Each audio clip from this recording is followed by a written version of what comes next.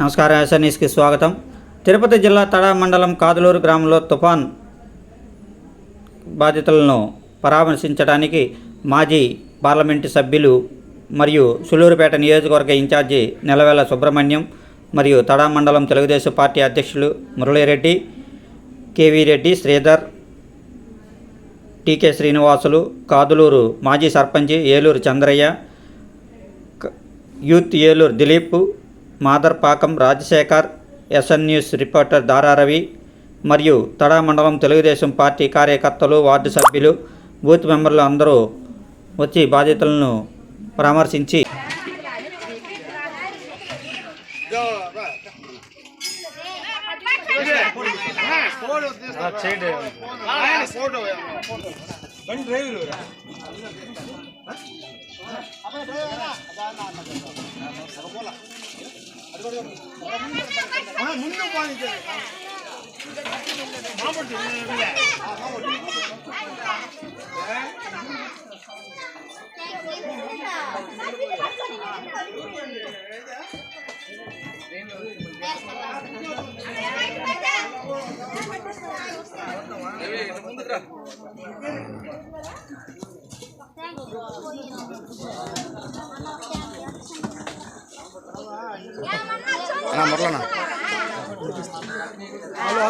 గత 5 రోజుల నుంచి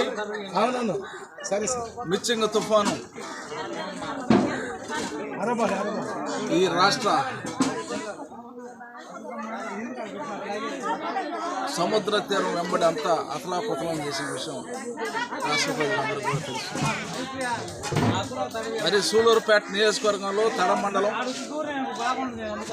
కాదులూరు గ్రామం హరిజనవాడ అయితేమి గ్రామం అయితేమి టోటల్గా 5 అడుగులు నీళ్లు వచ్చేసి ఇళ్ళలోకి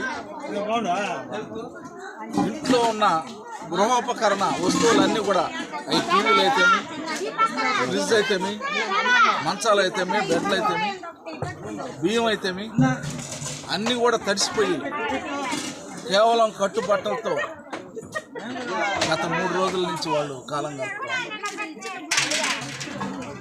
మరి ఈ కాదులూరు గ్రామంలో ప్రతి ఎల్లవూ కూడా ఇదే పరిస్థితి అవుతూ ఉంది. కానీ ఈ సంవత్సరం చెరువులు దిగిన దానివల్ల ఇంకా ఉధృతంగా ప్రవాహం వచ్చి ఇళ్లలోకి, ముఖ్యంగా హరిజన వాళ్ళకి ఎక్కువగా నీళ్ళు వచ్చేసి అందరూ కూడా ఇబ్బంది పడ్డారు.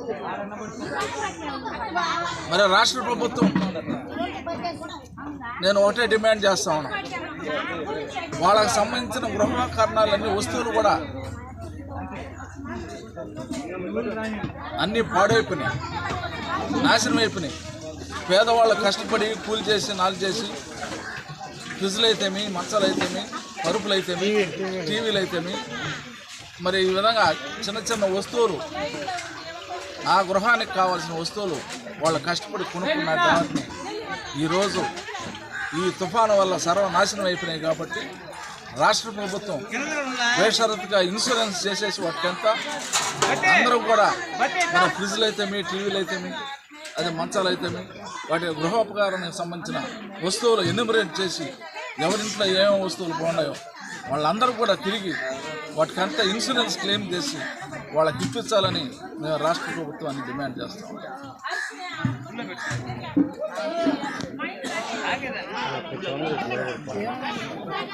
ముందు వీళ్ళ ఊర్లో వాళ్ళే మా వాళ్ళు బయట నుంచి ఊర్లో వాళ్ళని